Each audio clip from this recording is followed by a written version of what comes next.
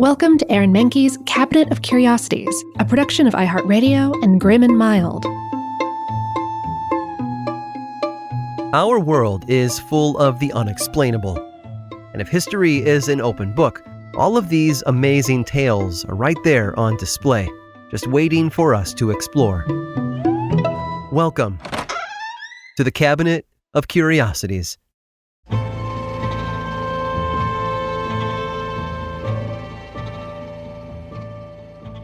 It's just common sense. Got a cold? Banish it faster with chicken soup. Want clear skin? Avoid eating acne-causing chocolate. And you want to see better at night? Be sure to chomp on some carrots. A lot of what we learn about how food affects our bodies, like the advice that I just gave you, traces back to old wives' tales. And while these so-called facts don't always stand up to scientific scrutiny, a lot of them have a kernel of truth. Chicken soup is not a super cure, but it does have vitamins, nutrients, and keeps you hydrated, all of which helps colds feel better. Chocolate isn't to blame for every pimple, but scientists think there may be a link between eating sugar and growing zits. As for carrots, they actually do a lot for your eyes. They contain beta-carotene, which can be broken down into vitamin A. Vitamin A is necessary for your body to see in low light conditions. In fact, people with a vitamin A deficiency will have a harder time seeing at night and could suffer from night blindness. Still, that doesn't mean crunching on carrots will make your peepers superpowered. Eating carrots when you have low vitamin A can improve your night vision, but it only affects people with limited or damaged eyesight. It won't ever make seeing at night like seeing during the day. The popular myth that carrots can make you see in the dark comes from an unlikely source: English World War II propaganda. In 1940, the Nazis were attacking England directly during the Blitz, a prolonged bombing campaign against key cities in England. German pilots would fly under cover of darkness and drop their payload of bombs over ports, factories, and government buildings. So, to confuse the Germans and make it harder to hit their targets, England mandated citywide blackouts. Every light was doused and every window was covered. Without a lit target in the pitch-black night, it was much harder for the Germans to do real damage. It was also much harder for the Royal Air Force to find German planes. Pilots' eyes and instruments were no match for the British blackout, which meant new methods were needed. At this time, the RAF began experimenting with airborne interception radar. Radar had been used successfully on the ground to identify approaching enemies, but it was limited in scope. It couldn't really reach high enough to give a clear picture of German planes. By mounting radar on a fighter plane, pilots could track enemy flyers with precision. So, on the night of November 19, 1940, John "Cat's Eyes" Cunningham became the first pilot to shoot down a plane using airborne radar. Not wanting the Germans to catch on to their new technology, the British War Ministry decided to use Cunningham as a distraction. The next day, they published dozens of news stories claiming Cunningham's superhuman night vision was all thanks to a steady diet of vitamin A-rich carrots. Now, it's not clear whether the carrot story ever fooled the Germans. There are anecdotes of German commanders upping their pilots' carrot rations, but it's never confirmed if this was the case. Regardless, Germany would develop its own version of airborne radar soon after. But what the Cat's Eye story did do was cause a huge carrot craze in war-torn England. Propaganda posters declared that carrots would help citizens see during the mandatory blackouts. The government encouraged people on the home front to plant victory gardens stock full of carrots.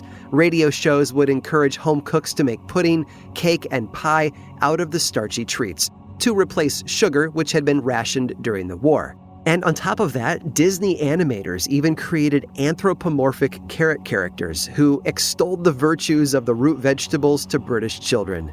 The carrot messaging worked. By 1942, Britain had a 100,000-ton surplus of carrots.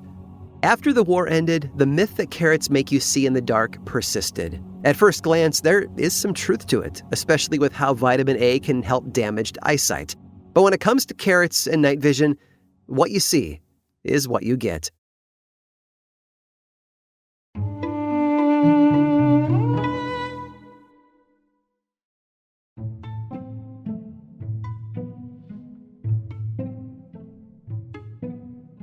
When Thomas Downing arrived in 1819, New York City had no fine dining scene to speak of. The food culture that did exist was barely recognizable from what we have today.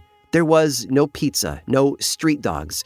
Cheesecake and bagels wouldn't be associated with the city for many years. In their place, one dish reigned supreme as New York City's street food of choice: oysters. Before overfishing and population devastated New York Harbor, it was home to some of the richest oyster beds in the world. The mollusks were harvested by predominantly black oystermen and sold from streetcars and crowded dining cellars for as little as 6 cents a dozen. New Yorkers couldn't get enough. The city consumed roughly 1 million oysters each day. And it was the oysters that brought Thomas Downing to New York in the first place. A free black man and the son of formerly enslaved parents, he learned to fish and harvest oysters in his home state of Virginia. He knew the business backwards and forwards and had an eye for picking out the mollusks with the best meat. But he wasn't interested in simply selling oysters out of a cart like so many other oystermen. When he arrived in New York City, he saw an opportunity no one else had. In 1825, he opened Downing's Oyster House on Broad Street, at the center of the city's financial district. It was the first restaurant of its kind, a high-class, fine dining establishment that catered to wealthy businessmen who worked at the nearby customs house. Crystal chandeliers and expensive curtains set it apart from the dingy cellars where working-class New Yorkers got their fix. And Downing always sold the best oysters the city had to offer. The combination of the good food, great location, and high-class environment proved to be a massive hit with the city's elites. Downing's Oyster House was consistently full to bursting with bankers, merchants, politicians, lawyers, and dignitaries. And businessmen even brought their wives and children along, both of whom had, until that point, traditionally been steered clear of eating at restaurants. Imitators were obviously quick to follow Downing's lead. The next year, more high-end restaurants opened nearby. Soon enough, the city was home to a vibrant fine dining scene. Meanwhile, Thomas Downing's meteoric success continued. He opened more restaurants and eventually expanded into a catering business. He even started filling mail orders, shipping crates of oysters to Europe and around the world. Despite everything on his plate, though, he continued to manage the Oyster House on Broad Street, where he rubbed shoulders with the most powerful people in New York City. He became extremely popular among the city's businessmen. When he died in 1866 at the age of 75, the Chamber of Commerce closed for the day so that merchants could attend Downing's funeral. After that, his eldest son George continued to run the Oyster House, and he also continued his father's lesser-known activities.